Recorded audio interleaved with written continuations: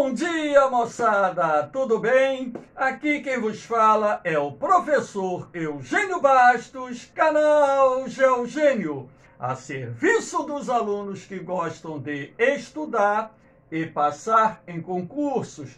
Moçada, se inscrevam no canal, dê aquele like, compartilhe o vídeo e ajude o professor Eugênio Bastos a democratizar o ensino da geografia. Moçada, no nosso encontro de hoje, iremos falar sobre as divisões regionais do Brasil. Iremos abordar algumas divisões atuais e uma nova proposta de regionalização para o nosso país. Espero que goste do nosso encontro. Vamos lá, moçada! A primeira divisão que eu estou analisando aqui é a divisão do IBGE, de 1969. Logicamente que o IBGE já vinha realizando divisões regionais. A de 1969, adotada a partir de 1970, perdura até os dias atuais. Ela sofreu algumas pequenas alterações que veremos no transcurso dessa explicação. Então, o IBGE, em 1969, fez uma alteração na divisão regional do Brasil, o Brasil com 5 regiões geográficas. Vamos lá, região sul, constituída por 3 estados, Rio Grande do Sul, Santa Catarina e Paraná. Região sudeste, composta por 4 estados, São Paulo, Rio de Janeiro, Minas Gerais e Espírito Santo. Região Nordeste, composta por 9 estados, Bahia, Sergipe, Alagoas, Pernambuco, Paraíba, Rio Grande do Norte, Ceará, Piauí e Maranhão. Região Centro-Oeste, composta por 2 estados, Mato Grosso, Goiás e o Distrito Federal. E a região norte, constituída pelos estados do Pará, Amapá, território de Roraima, Amazonas, Rondônia e o Acre. Dessa forma, nós tínhamos a divisão do IBGE, que passou a vigorar em 1970. O IBGE utilizou como critérios de regionalização as características homogêneas definidas pelos aspectos naturais, sociais e econômicos. Então, logicamente, que quando se faz uma divisão regional, se procura, utilizar critérios que possam, incluir dentro de uma região características similares. Nesse caso do IBGE, eles levaram em consideração a relativa homogeneidade dentro dos aspectos naturais, dentro dos aspectos sociais e também dentro dos aspectos econômicos. O IBGE ele vai utilizar os limites políticos administrativos dos estados para separar as 5 regiões geográficas do Brasil, razão pela qual boa parte da comunidade geográfica brasileira criticou essa forma de regionalização do território brasileiro. Inclusive, no ensino médio, não se utiliza esse tipo de regionalização, pelo menos na grande maioria das escolas que eu conheço. Normalmente se utiliza um outro critério de regionalização que nós já iremos abordar daqui a pouco. Por que isso? Porque você não pode estabelecer, através de uma fronteira política administrativa, por exemplo, a relativa homogeneidade, no caso da região norte, onde você tem o clima predominantemente equatorial, a floresta amazônica. Então, se você utiliza os critérios naturais, será que o clima equatorial ele tem uma área de limite que coincide com a fronteira ou as fronteiras dos estados que separam as regiões centro-oeste e nordeste da região norte? Claro que não. Será que essas características sociais e econômicas, elas terminam naquela zona de fronteira política administrativa desses estados que compõem as diferentes regiões geográficas do Brasil? Claro que não. Por isso que parte da comunidade geográfica critica essa divisão do IBGE. Eu chamo a atenção de vocês que esse mapa aqui é o mapa do Brasil regional do IBGE de 1970. Depois nós tivemos algumas pequenas alterações. Vamos ver aqui, ó. Aqui nós temos a regionalização atual do IBGE, até mesmo porque o estado do Mato Grosso ele foi dividido em dois. Então foi criado o estado do Mato Grosso do Sul e, sendo assim, né, a região centro-oeste passou a ter 3 estados mais o Distrito Federal.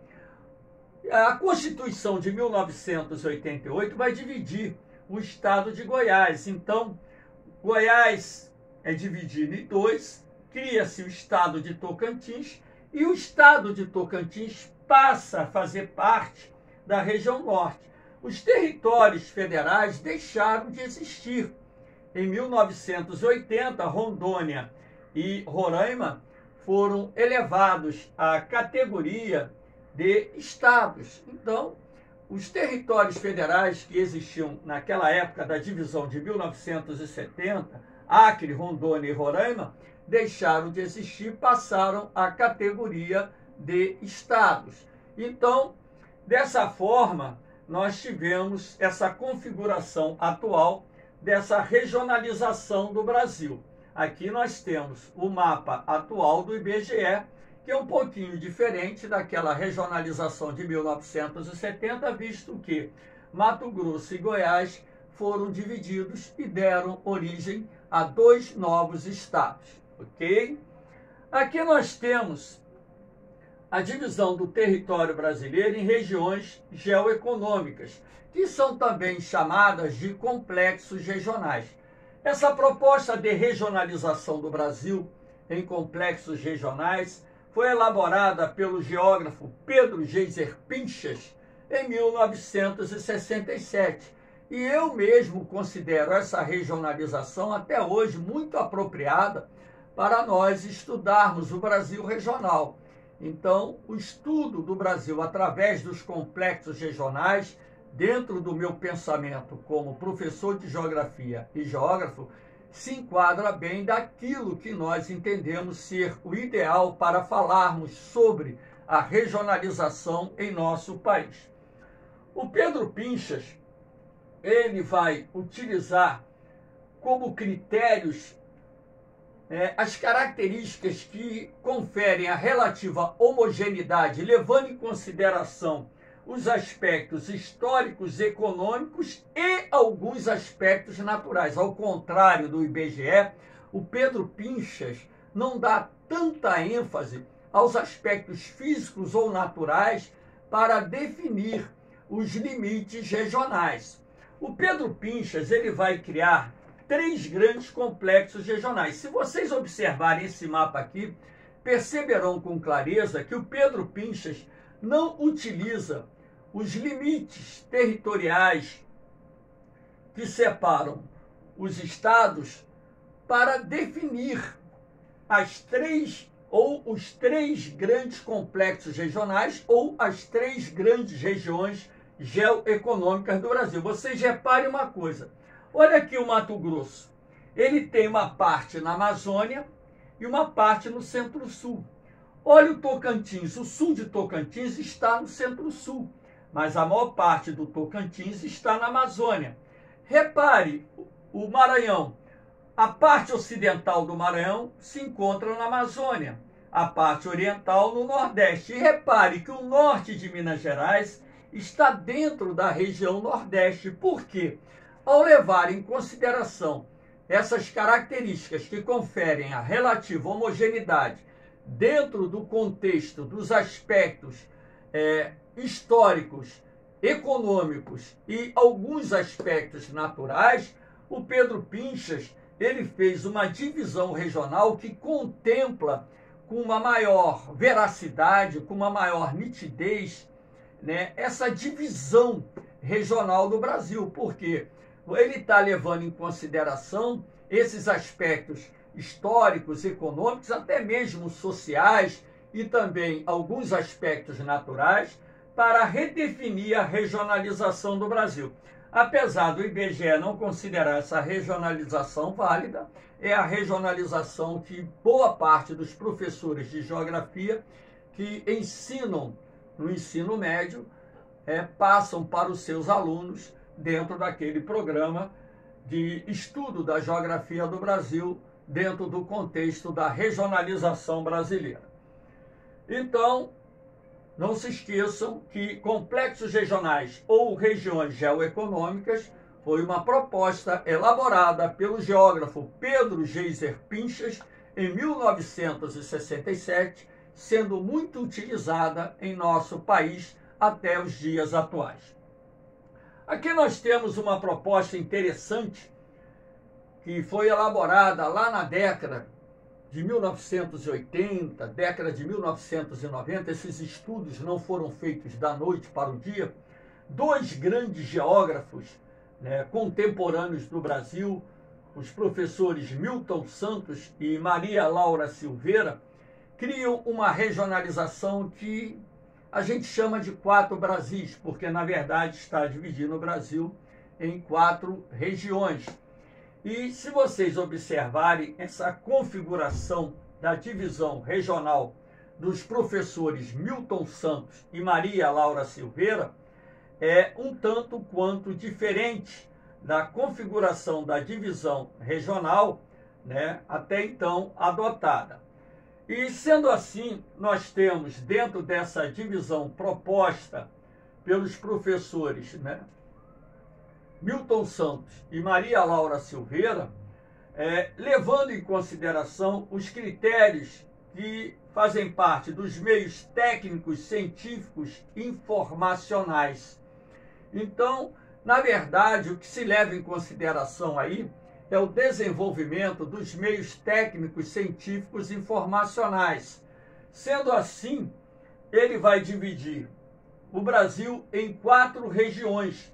Ele chama a região concentrada a fusão das regiões sul e sudeste, porque é aqui que você terá a maior difusão dos meios técnicos, científicos e informacionais. Aqui você tem o maior desenvolvimento industrial, você tem o maior centro financeiro do país, é aqui que se produz a maior parte do PIB brasileiro, é aqui que você tem a maior densidade das novas tecnologias de informação, é aí que você tem a maior concentração da população brasileira, enfim. Então ele chama a fusão das regiões Sudeste e Sul de região concentrada. A região amazônica, que está representada aqui em verde, a região amazônica, ela tem como característica principal a baixa densidade dos meios técnicos, científicos e informacionais, até mesmo porque lá existem inúmeras localidades que ainda se encontram praticamente isoladas, inclusive sem sinal de internet, sem sinal de telefonia celular, localidades isoladas que até mesmo para se assistir uma televisão você tem que ter uma antena parabólica, porque não existe torre de transmissão de sinais de televisão, enfim. Aqui prevalece ainda o meio natural, Floresta amazônica com cerca de 80% da sua área ainda preservada, com atividades extrativas constituindo a base da economia, é uma região de baixo desenvolvimento industrial, baixa densidade demográfica, é uma região de ocupação mais recente, enfim. Aí você tem a região Nordeste, que foi a primeira região a ser ocupada pelo território brasileiro. Ali você tem um relativo desenvolvimento dos meios técnicos, científicos e informacionais, uma região que tem a segunda maior população do país, se nós levarmos em consideração, logicamente, esse contexto aí, dessa divisão. Então, a segunda maior população do país, é uma região que concentra boa parte dos estados mais pobres do Brasil, onde muitas pessoas ainda não têm acesso a esses meios técnicos, científicos, informacionais, enfim. É uma economia que ainda tem um forte laço com as atividades agrárias, apesar de que a indústria vem se desenvolvendo há algumas décadas em cidades como Salvador, Recife, Fortaleza, que são os 3 principais centros industriais do Nordeste. E você tem a região Centro-Oeste, onde a economia ali se destaca mais dentro do contexto do agronegócio, onde boa parte, inclusive, dos investimentos ali desenvolvidos são procedentes da região concentrada, ou seja, a região Centro-Oeste ela aparece como uma grande periferia da região concentrada. O agronegócio tem sido o motor do desenvolvimento econômico da região Centro-Oeste, que é uma região que também atrai muitos brasileiros, até mesmo porque o agronegócio tem impulsionado não só o setor secundário, como também o setor terciário, que tem contribuído também até mesmo para o desenvolvimento da densidade desses meios técnicos, científicos e informacionais. Essa proposta do Milton Santos e da Maria Laura Silveira é uma proposta um tanto quanto interessante. Então aqui nós temos essa regionalização do Brasil, que foi proposta anos atrás e que já aparece sendo cobrada em concursos de vestibular. Ainda não apareceu na prova da SpaceX, mas a qualquer momento isso aí poderá ser abordado. E aqui nós temos uma proposta mais recente, bem recente mesmo. Foi apresentada no ano de 2020 pelo professor José Donizete Casolati. Então é uma proposta de regionalização que reconfigura, né, a regionalização brasileira, dividindo o nosso território em 6 regiões. Então, essa nova proposta, né, de regionalização leva em consideração, né, o fato de que, de acordo com o professor Casolati, os dados do IBGE, aliás, o IBGE utiliza muito mais hoje dados estatísticos do que propriamente a geografia para poder fazer a regionalização do Brasil. Então, dentro desse contexto de crítica do professor Casolati à regionalização do IBGE, ele vem e apresenta um novo modelo de regionalização em função, logicamente, né, das novas características que cada região assumiram, né, nos últimos anos, nas últimas décadas. Então, essa regionalização do IBGE, que já tem 50 anos, é considerada por muitos geógrafos, inclusive eu, uma regionalização um tanto quanto ultrapassada. Então, aqui o professor critica a regionalização do IBGE ao incluir Tocantins, a região norte, e utilizar mais dados estatísticos do que propriamente com a geografia, ignorando os novos arranjos regionais. Então, esses novos arranjos regionais é que serão utilizados pelo professor Casolati como uma base de uma proposta de regionalização que, dentro da concepção do mestre, vem atender mais aquilo que nós consideramos de relativa homogeneidade, que é um elemento de fundamental importância para regionalizar qualquer espaço. Então, ele tem aqui essa regionalização proposta à região noroeste. Então, a região norte ela vai ser dividida. Então, vai se criar a região noroeste, formada por Rondônia, Acre, Amazonas e Roraima, onde aqui você ainda tem muitas unidades de conservação.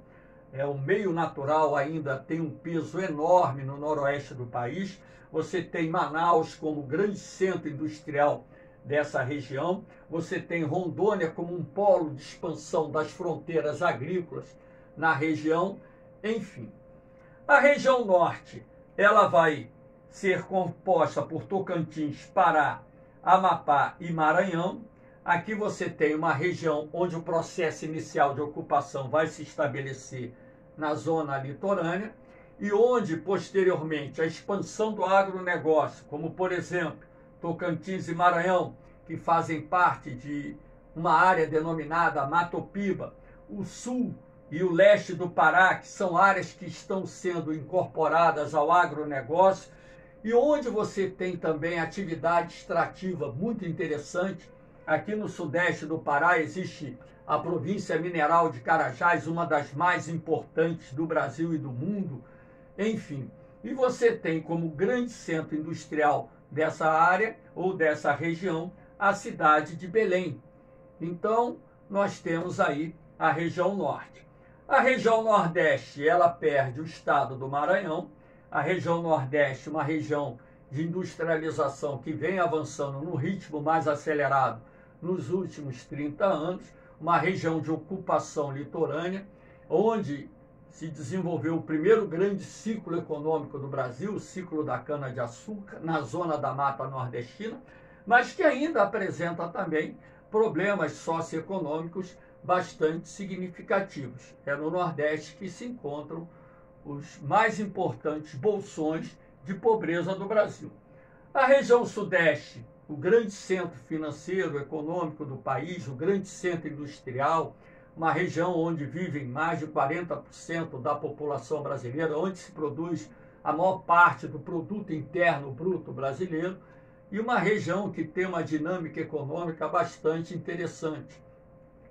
A região sul, que foi durante muito tempo o principal polo de desenvolvimento do agronegócio brasileiro, o agronegócio ainda tem um peso muito grande na economia da região sul e que também uma região que se industrializou bastante, é a segunda região mais industrializada do país e cuja ocupação se deu com a contribuição enorme da vinda de imigrantes, principalmente procedentes do continente europeu. E nós temos a região centro-oeste, que mantém as unidades, né, da divisão do IBGE, que tem como principal característica a dinâmica do agronegócio. Lembrando que hoje o principal celeiro agrícola do país se encontra na região centro-oeste, de onde provém a maior parte da produção de grãos e onde existe o maior rebanho bovino do Brasil.